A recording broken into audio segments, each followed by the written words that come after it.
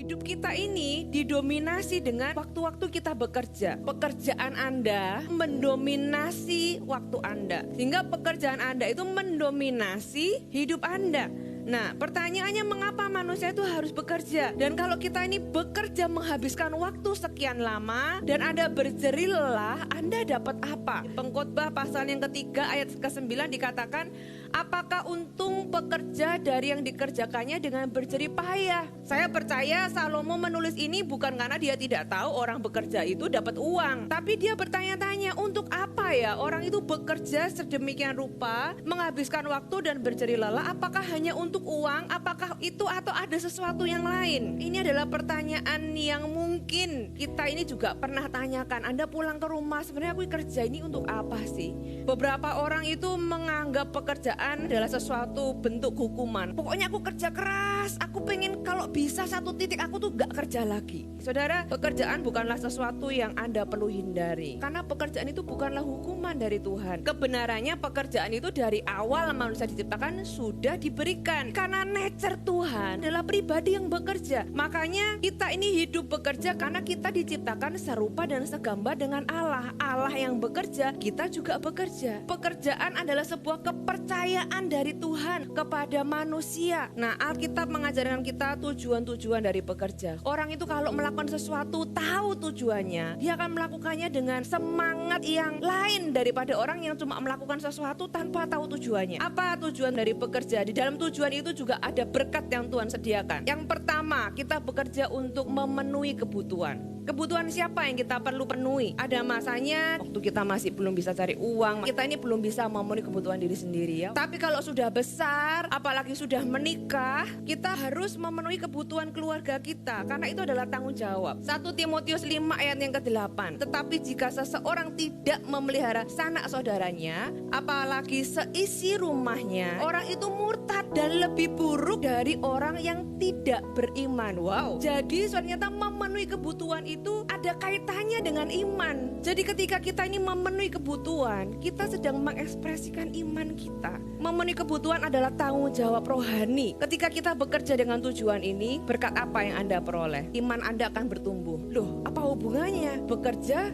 iman bertumbuh. Bukannya bertumbuh itu lewat firman Tuhan. Tapi ketika Anda bekerja, Anda sebenarnya mengerjakan iman Anda. Anda percaya Tuhan akan memelihara aku melalui pekerjaan yang aku lakukan. Itu ekspresi dari iman loh saudara. Apalagi berkatnya, ketika Anda memenuhi kebutuhan, Anda akan jadi teladan untuk anak cucu Anda. Mereka melihat bagaimana orang tuanya bekerja untuk memelihara keluarganya. Mereka melihat sebuah teladan. Gak cuma teladan, Anda bisa mengajari anak-anak Anda bagaimana bekerja, lika-liku bekerja, jebakan-jebakannya, dan itu akan memperlengkapi anak Anda. Yang kedua, apa tujuan dari bekerja? Emang ekspresikan talenta atau keahlian. Tuhan mau Anda memberikan kontribusi melalui talenta. Nah, tapi 1 dan 2 jangan dibalik. Puji Tuhan kalau ada orang-orang yang bisa sekaligus pekerjaannya itu cocok dengan kemampuannya, talentanya, passionnya. Tapi jangan jadi idealis yang aku ini gak sesuai, gak cocok. Sementara ada keluarga yang perlu dicukupi. Saudara, kalau Anda bisa bekerja sesuai dengan talenta Anda, sesuai dengan kemampuan Anda, berkat apa yang Anda peroleh, Anda akan mengalami kepuasan dalam bekerja.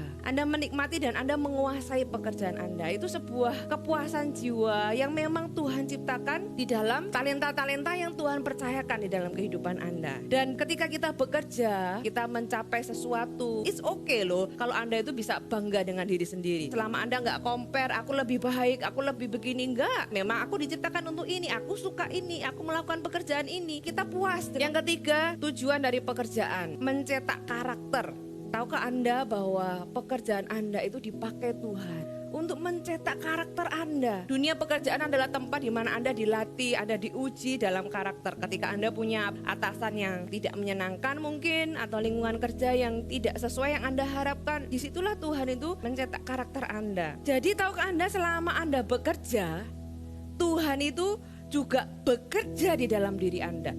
melalui pekerjaan Anda, menggunakan situasi Anda. Sementara Anda bekerja, Tuhan mengerjakan Anda. Tuhan mau karakter Anda bertumbuh. Berkat apa? Dari karakter yang bertumbuh, Anda akan semakin dewasa. Hubungan keluarga akan semakin baik. Kenapa? Karena semakin dewasa, orang itu cara menyelesaikan konflik juga akan beda. Semakin hubunganmu dalam keluarga baik, Anda akan lebih maksimal di dalam pekerjaan. Semakin Anda maksimal di pekerjaan, Anda semakin dipercaya lebih. Sudah bisa bayangkan itu seperti bola salju. Semakin Anda dewasa, kepercayaan juga semakin bertambah. Jadi izinkan Tuhan mencetak karakter Anda lewat pekerjaan Anda. Hal terpenting yang Anda bawa pulang ke rumah ketika Anda pulang kerja itu bukan sekedar pendapatan, tapi diri Anda yang semakin dewasa. Tapi tujuan 1, 2, 3 ini bukan kronologis waktu ya. Misalnya, oh nanti setelah aku memenuhi kebutuhan, aku baru mengekspresikan talenta, baru aku maulah dibentuk karakternya. No, ini bersama-sama. Yang keempat, membangun kredibilitas. Kredibilitas adalah kemampuan, kualitas, dan kekuatan yang dapat menciptakan kepercayaan dari orang lain. Dibangunnya dari mana? Karakter, integritas, reputasi, kualitas, manajemen. Anda membangun itu supaya Anda punya kredibilitas. Ada seorang bisnismen mencari rekan bisnis. Dia bertemu dengan seseorang yang dia tahu dia butuh sebuah barang. Awalnya dia ragu karena ini orang baru. Tapi karena temannya merekomendasi, akhirnya dia menjalin kerjasama. Setelah dia jalin kerjasama, dia heran. Orang ini ya kerjanya bagus, on time, gak pernah telat, detail. Sampai bisnismen ini heran, kok kamu tuh bisa sebagus ini? Seharusnya jawabannya adalah, ya karena aku ini orang Kristen. Tapi pekerjaanku ini karena aku ini menghidupi apa yang aku percayai tentang siapa Tuhanku. Akhirnya rekan bisnis ini sampai bisa mengundang si bisnismen ini untuk terima Yesus. Luar biasa saudara. Jangan sebaliknya saudara, pekerjaan kita harus menunjukkan kualitas. Kalau kata-kata kita di dalam bisnis tidak bisa dipercayai, lah bagaimana orang itu mau dengar Injil dari mulut kita? Orang janji aja gak ditepati. Tuhan mau melalui pekerjaan kita dapat memvalidasi pesan kehidupan kita, yaitu apa?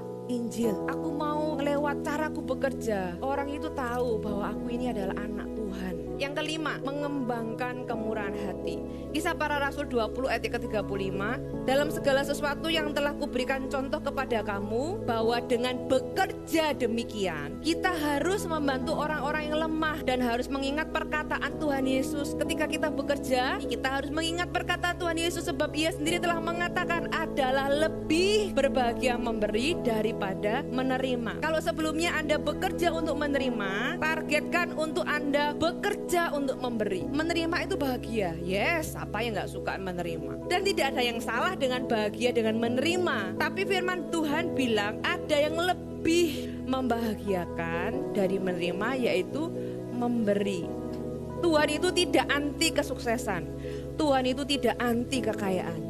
Tapi Tuhan itu anti yang namanya egois dan ketamakan. Jangan takut sukses. Yang menjadikan itu salah adalah ketika kesuksesan itu dijadikan tujuan akhir. Bekerjalah untuk tujuan yang lebih mulia, yaitu menolong orang lain dan membangun kerajaan Allah. Mengembangkan kemurahan hati. Apa berkat dari mengembangkan kemurahan hati? Anda akan mengalami sebuah kebahagiaan yang lebih. Menerima bahagia, memberi lebih bahagia. Dan Anda akan melimpahkan ucapan syukur kepada Allah. 2 Korintus 9 ayat yang ke-12, sebab pelayanan kasih yang berisi pemberian ini bukan hanya mencukupkan keperluan-keperluan orang yang kudus, tetapi juga melimpahkan syukur kepada Allah. Orang-orang itu akhirnya mengucap syukur. Ada ucapan syukur yang naik karena pemberian itu. Dan oleh sebab kamu telah tahan uji dalam pelayanan itu, mereka memuliakan Allah. Tuhan dimuliakan lewat pemberian itu, karena ketaatan kamu dalam mengakukan akan Injil Kristus, dan karena kemurahan hatimu dalam membagikan segala sesuatu dengan mereka dan dengan semua orang. Saudara, perhatikan, sedangkan di dalam doa mereka. Jadi ketika Anda memberi, tahu enggak balasannya apa? Mungkin mereka gak bisa balas, tapi mereka mendoakan Anda. Dan tahu gak kenapa Anda semakin berkati? Karena mereka yang Anda berkati itu mendoakan Anda. Doa mereka didengar Tuhan, Anda semakin diberkati. Saudara, mari kita hidup punya tujuan-tujuan yang mulia ketika kita bekerja. Bayangkan saudara, kalau Anda itu hidup, kalau kita awake 60% waktu kita itu untuk bekerja, dan Anda tuh gak tahu tujuan bekerja itu apa, dan Anda gak tahu bahwa di dalam pekerjaan itu Tuhan sediakan banyak berkat. Saudara, betapa sia-sianya ya, kehilangan waktu sekian banyak tanpa mendapatkan apa yang kita bisa dapatkan. Saudara, saya berdoa supaya Anda bisa menghidupi tujuan-tujuan dalam pekerja, dan Anda menerima berkat-berkat yang Tuhan sediakan di dalam pekerjaan Anda.